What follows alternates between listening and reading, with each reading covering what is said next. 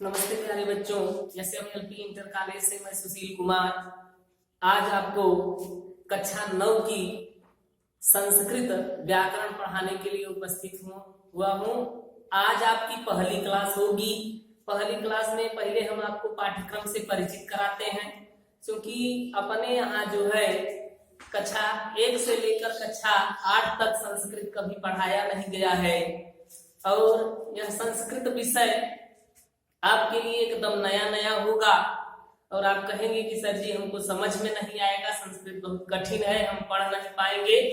तो ऐसा नहीं है, संस्कृत से सरल कोई विषय नहीं है। हम आपको इस प्रकार से पढ़ाने का प्रयास करेंगे कि आपको पूरी तरह से समझ में आए और आप यह कभी नहीं कहेंगे कि सर जी हमको समझ में नहीं आ रहा है। तो देखिए, सबसे पहले आप अपने किताब को देख लीजिएगा। ये आपकी बुक है संस्कृत कक्षा 9। अब यह किताब जो है कई भागों में डिवाइड की गई है। पहली किताब जो आपका नाम है उसका नाम है संस्कृत गद्य भारती। संस्कृत गद्य भारती में कुल 10 पाठ हैं। और दूसरी किताब का नाम है संस्कृत पद्य पीयूषम और तीसरी किताब का नाम है संस्कृत कथा नाटक कौमुदी। संस्कृत पद्य पीयूषम में 9 पाठ है कुल और संस्कृत कथा नाटक कौमुदी में कुल 4 पाठ है। उसके बाद खंड ख में व्याकरण अनुवाद तथा रचना आता है। तो हम पहले आपको पहली क्लास में खंड ख व्याकरण पढ़ाएंगे। जैसा कि यहाँ लिख दिया गया है, खंड ख संस्कृत व्याकरण प्रथम पाठ माहेश्वर सूत्र या प्रथम पाठ माने पहला पाठ, और ये आपका पहला पाठ जो होगा वो माहेश्वर सूत्र होगा। अर्थात इस पाठ में हम माहेश्वर सूत्र पर चर्चा करेंगे। आप लोग माहेश्वर सूत्र को लिखिए और इसको बार बार पढ़िए, क्योंकि संस्कृत साहित्य की और संस्कृत व्याकरण की नींव है माहेश्वर सूत्र। अब जब मकान की नींवें मजबूत नहीं रहेगी तो सब्जेक्ट कहाँ से मजबूत होगा। इसके लिए आप माहेश्वर सूत्र को अधिक से अधिक बार पढ़ने का प्रयास करिए। अगर जिसको माहेश्वर सूत्र याद हो गया संस्कृत में तो समझिए पूरा संस्कृत उसको आने लगा। तो आप लोग माहेश्वर सूत्र को अच्छे से पढ़िए, आप लोग ध्यान से पढ़िए। हम इसको बताने जा रहे हैं। तो माहेश्वर सूत्र के विषय में थोड़ा सा जानेंगे कि माहेश्वर सूत्र की उत्पत्ति कैसे हुई और कहां से हुई। तो देखिए, एक किंवदंती प्रचलित है कि पाणिन नाम का एक बच्चा था और वह बच्चा पढ़ने लिखने में बहुत कमजोर था। हालांकि मैं ऐसा नहीं मानता कि पाणिन पढ़ने लिखने में कमजोर रहे होंगे, क्योंकि उस समय के जो मेधावी छात्र थे उनकी भी तो कुछ प्रमाणित चीजें मिलनी चाहिए जिससे यह सिद्ध हो सके कि पाणिन कमजोर थे और ये लोग मेधावी थे। तो कमजोर बच्चे के तो प्रमाणित रचनाएं यहाँ मिल रही हैं, जिसके कारण हम यह नहीं कह सकते कि पाणिन पढ़ने लिखने में कमजोर थे। हालांकि ऐसा लोग कहते हैं तो हम यह मान लेते हैं कि ये कमजोर ही थे। तो पाणिन बड़े कमजोर थे। इनके गुरु ने इनको क्लास से बाहर निकाल दिया और कहा कि जाओ, तुमको कभी पढ़ना लिखना नहीं आएगा। इस बात से दुखी होकर के जब पाणिन अपने घर चले आए तो फिर लौट करके पुनः दोबारा अपने गुरुजी के पास गए और गुरुजी से इसका निराकरण पूछा। तो गुरुजी ने निराकरण में बताया कि देखो, संस्कृत के देवता हैं भगवान शिव अर्थात शंकर, और तुम उन्हीं की उपासना करो। यदि वो प्रसन्न होकर तुम्हें वरदान दे देंगे तो तुमको पढ़ना लिखना आने लगेगा। तो पाणिन घर चले आए और भगवान शिव की उपासना इन्होंने आरंभ किया। और जब भगवान शिव की उपासना इन्होंने आरंभ किया तो भगवान शिव होते हैं अंतर्यामी। वो समझ गए कि है तो बच्चा, कोई धन माया तो मांगेगा नहीं, मांगेगा तो विद्या। जल्दी से प्रसन्न हो गए। अब जब जल्दी से प्रसन्न हो गए तो बताइए कि कोई नाचता गाता और बजाता कब है? जब बहुत खिसियाता है तब नहीं, जब बहुत गुस्साता है तब नहीं। कब गाता है, कब नाचता है? जब प्रसन्न होता है। तो भगवान शिव जब प्रसन्न हो गए तो प्रसन्न होकर के ये तांडव नृत्य करने लगे। और जब तांडव नृत्य करने लगे तो उस तांडव नृत्य के समय उन्होंने जो बजाया अपना डमरू, उस डमरू से जो आवाजें निकली उसको पाणिनि ने सुना, और पाणिनि ने सुन करके उस आवाज को ऑब्जर्व करके नोट कर लिया, लिख लिया, सूत्र के रूप में व्यवस्थित कर लिया। और इस प्रकार उस डमरू में से कुल 14 ध्वनियां निकली थी। पाणिनि ने उन 14 ध्वनियों को सुना और सुन करके उसको व्यवस्थित किया, और यही संस्कृत व्याकरण में 14 माहेश्वर सूत्र कहलाए। इस प्रकार से माहेश्वर सूत्र की उत्पत्ति हुई थी। तो इसके विषय में एक श्लोक प्रसिद्ध है, अभी हम लिखेंगे, उस श्लोक को आप नोट करिए और उसको हमारे साथ में 3 से 4 बार पढ़िए। उसके बाद बार बार वीडियो देख के अपने आप से पढ़िए, आपको याद हो जाएगा। तो इस श्लोक को देख लीजिएगा थोड़ा सा।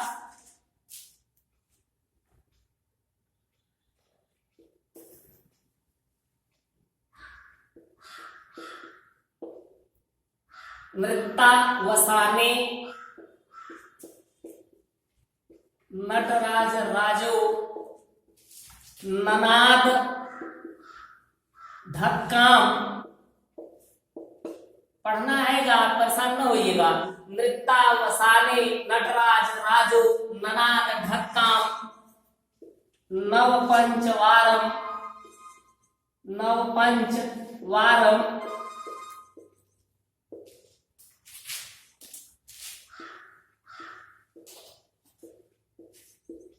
उद्धर्तु, क्या लिखा है ये, उद्धर्तु कामः सनकादि सिद्धांत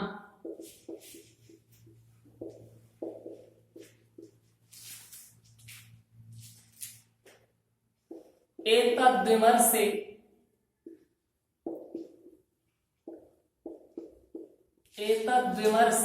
शिवसूत्र जालम।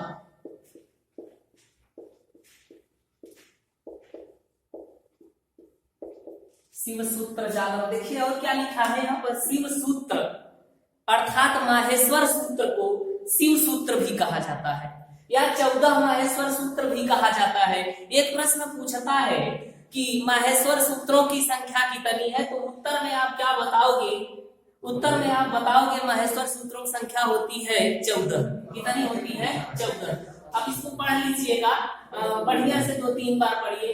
नृत्तावसाने नटराज राजो, नृत्तावसाने नटराज राजो ननाद ढक्काम नव पंचवारम, ननाद ढक्काम नव पंचवारम उद्धर्तु कामः सनकादि सिद्धांत, उद्धर्तु कामः सनकादि सिद्धांत एतद्विमर्शे शिवसूत्र जालम, एतद्विमर्शे शिवसूत्र जालम। फिर से पढ़ लीजिएगा 1-2 बार। नृत्तावसाने नटराज राजो ननाद ढक्काम नव पंचवारम उद्धर्तु कामः सनकादि सिद्धांत एतद्विमर्शे शिवसूत्र जालम। अर्थात नृत्तावसाने, नृत्तावसाने मीन्स नाचते समय, नृत्य के अवसान के समय, अर्थात नाचते समय नटराज राज, नटराज राज कौन है? नटराज राज है भगवान शिव, भगवान शंकर। अर्थात नाचते समय भगवान शंकर ने धक्काम, धक्काम माने जो हथौड़ लिए रहते हैं, क्या नाम है उसका? डमरू। धक्काम माने डमरू। ननाद, ननाद माने बजाया। कितनी बार बजाया? देखो 9 पंच, 9 मीन्स 9, 9 और पंच मीन्स 5, तो 9 और 5 वारम, उतनी वारम यानी 9 5 14 वारम बजाया अपना डमरू, और उसमें से जो आवाज निकली उद्धर्त कामः सनकाद सिद्धांत। ये सनकाद का मतलब है सनत, सनातन, सनंदन, सनत कुमार, ये 4 ऋषि हैं। सनत, सनातन, सनंदन, सनत कुमार, सनत, सनातन, सनंदन, सनत कुमार, ये 4 ऋषि हैं। और उस आवाज को सुनने के बाद इन ऋषियों का कार्य सिद्ध हो गया, और उसमें से जो ध्वनि निकली उसको पाणिनि ने 14 माहेश्वर सूत्र के रूप में व्यवस्थित किया, और इस प्रकार से यह सूत्र शिव सूत्र कहलाया। ये कहानी आपको शायद अच्छे से समझ में आए होगी। इस श्लोक को आप नोट करिए और इसको खूब पढ़िए, और यह श्लोक मान लीजिए कि आपकी नींव है। अब किसी मकान की जब नींव मजबूत नहीं रहेगी तो क्या वह मकान चलेगा? गिर जाएगा। इसलिए इस श्लोक को आपको पढ़ने का प्रयास करिए और आप आसानी से पढ़ पाओगे, हमें उम्मीद है। अब हम 14 माहेश्वर सूत्रों पर चर्चा करते हैं।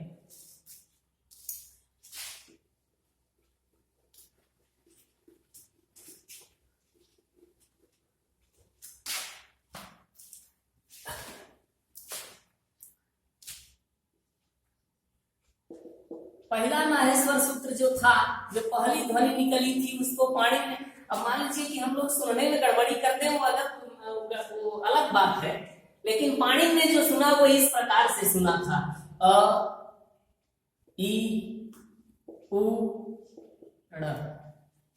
पहला डमरू जब बजा तो हम लोग कहते हैं डमडमा रहा है डमरू, लेकिन वो डमरू डमडमवाए नहीं, उनके डमरू में से सुने क्या सुनाई दिया कि डमरू कह रहा है अ ई उ ड़, इस प्रकार से सुनाई दिया। और दूसरा जो ध्वनि निकला री री क, और तीसरा जो निकला ए ओ ङ, और चौथा जो निकला ऐ औ च। इस प्रकार से कुल 14 बार बजाया है और 14 ध्वनियां निकली हैं, जिनमें से ये 4 ध्वनियां हैं, 4 ध्वनियां, और ये 4 माहेश्वर सूत्र बन गए। और 5वां नंबर जो है वो है ह य व र ट। 6वां है लड़, य म ङ ड़ न म, झ भ य, घ ढ ध स, ज ब ग ड द स, ख फ छ ठ थ च ट त व। 12वां नंबर है क प य।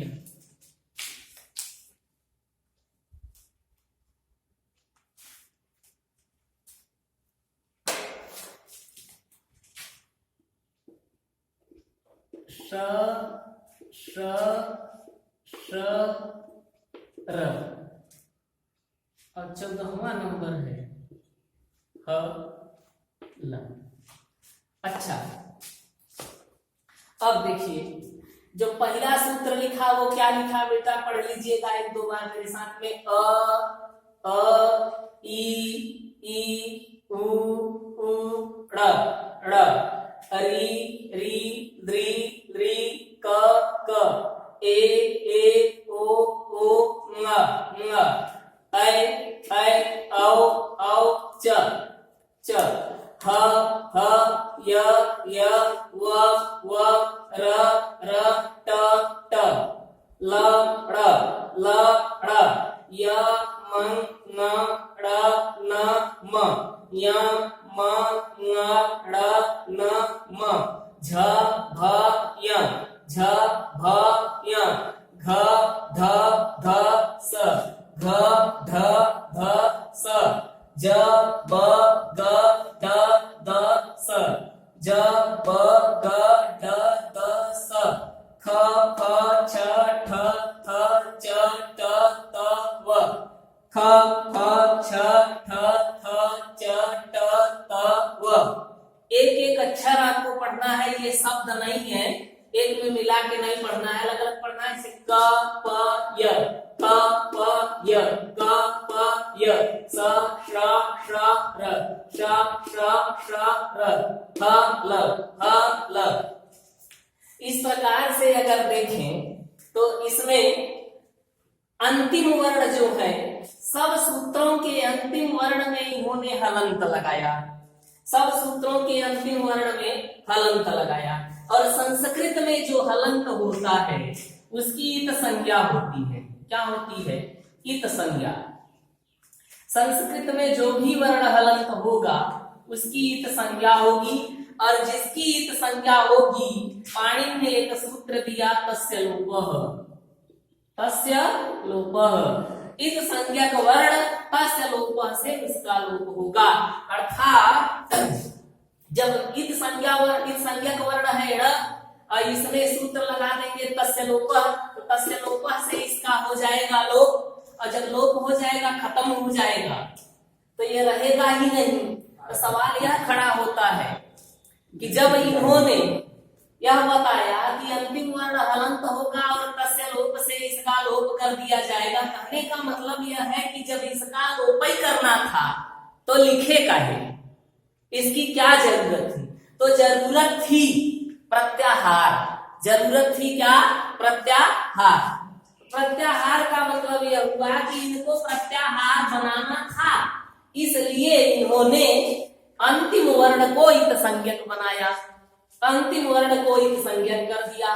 अब वो प्रत्याहार का मतलब क्या होगा कि जैसे इस सूत्र को मान लीजिए कि आपको पढ़ना हो अ ई उ, तो अ ई उ को बार बार अ ई उ ही ना पढ़ना पड़े, इसलिए इन्होंने बनाया प्रत्याहार। अब देखिएगा कैसे। अ को ड़ से मिलाया, अ को ड़ से मिलाया। इसमें करते क्या है कि एक वर्ण ऐसा लेते हैं, सूत्रों माहेश्वर सूत्रों में से एक वर्ण ऐसा लेंगे जो हलंत न हो, जो हलंत न हो, जिसमें हलंत न लगा हो। ये जो नीचे लाइन खींची हुई है इसी को हलंत कहते हैं।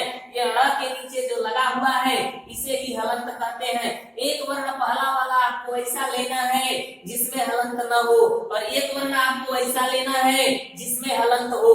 तो हमने अ को लिया, अ में हलंत नहीं है, अ के बाद ड़ ले लिया, ड़ में हलंत नहीं, हलंत है। इस प्रकार से अ और ड़ मिलकर के अण बनेगा। अब ये अण कहलाएगा प्रत्याहार, और ये प्रत्याहार जहां से होगा स्टार्ट, वहां से लेकर और अपने अंतिम वर्ण वाले के सभी मध्यगामी अक्षरों का बोध कराएगा। इस प्रकार से अण प्रत्याहार के अंतर्गत ये तीन वर्ण आ जाएंगे, और वो कौन कौन होंगे? अ ई उ। कहने का मतलब जैसे हमको अ ई उ कहना हो तो हम अ ई उ को अ ई उ न कह करके अण कह दें, तो अ ई उ समझ लीजिए कह दिए।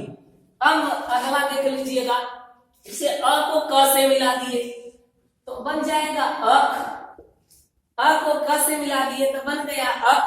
अब इसके अंतर्गत वही वर्ण आएंगे जिसमें हलंत होगा ना, तो अ आएगा, ई आएगा, उ आएगा, री आएगा, ली आएगा, क में हलंत है वो छूट जाएगा। समझ में आया? अ ई उ री और ली आ गया। अच्छा, ड़ को नहीं लिखे, क को नहीं लिखे, इसका कारण है ड़ इत संज्ञक है और क इत संज्ञक है। जिसकी इत संज्ञा होगी बस लोप से उसका लोप हो जाएगा। यानी अक प्रत्याहार के अंतर्गत अ ई उ री आएगा। कभी कभी सवाल पूछ लेता है कि अक प्रत्याहार के अंतर्गत कौन कौन से वर्ण आते हैं, लिखिए। आपको यदि माहेश्वर सूत्र याद है तो आप द्वि सूत्र लिख दीजिए, अ ई उड़ फिर री ली क। आप देखिए पहले कि कौन सा प्रत्याहार पूछ रहा है। आपने देखा कि अक प्रत्याहार पूछ रहा है, यानी लास्ट में क है और शुरू में अ है। अ से शुरू करिए, क तक लिख दीजिए, आपको पता चल जाएगा कि हमको कितना लिखना है। पूरा सूत्र लिखने की जरूरत नहीं है। अब उसके बाद जितने वर्ण आ रहे हैं सब मिला के लिख दीजिए, समझ में आ गया होगा। वैसे मान लीजिए यदि हमको अ से च को मिलाना हो तो अच बनेगा। क्या बनेगा? अच बनेगा। अच्छा, अच प्रत्याहार बन गया। अब अच प्रत्याहार के अंतर्गत अ ई उ री री ए ओ ऐ औ इतने वर्ण आएंगे। ये कुल मिलाकर कितने वर्ण हो रहे हैं? हो रहे हैं 9, यानी 9 हो रहे हैं। और ये संस्कृत में यही वर्ण जो है स्वर कहलाते हैं। इनसे ज्यादा संस्कृत में और कोई स्वर नहीं है। इस प्रकार संस्कृत में स्वरों की संख्या कितनी है? 9 है। स्वरों की संख्या कितनी है? 9 है। और यह हिंदी की तरह विवादित नहीं है। इसमें एकदम स्पष्ट पाणिनि ने स्पष्ट लिख दिया है कि स्वरों की संख्या कितनी है? 9 है। अच्छा, बाकी के यानी ये कहने का मतलब इतना है, यानी पहले से लेकर चौथा, यानी पहले से लेकर चौथे तक, पहले से लेकर चौथे तक सूत्र में स्वर कहे गए हैं। अच, यानी स्वरों का एक नाम और है, वो क्या है? अच। स्वरों का एक नाम और क्या है? अच है। अच्छा, अब इतने पर हम बंद करते हैं और जो शेष बचा जा रहा है व्यंजन पर चर्चा हम अगली क्लास में कर लेंगे। आप लोग इतना देखकर इतना तैयार करने का प्रयास करिए और मान लीजिए कि यदि आपको समझ में नहीं आ रहा है तो किसी माध्यम से हमको बताने का प्रयास करिए, कमेंट करके।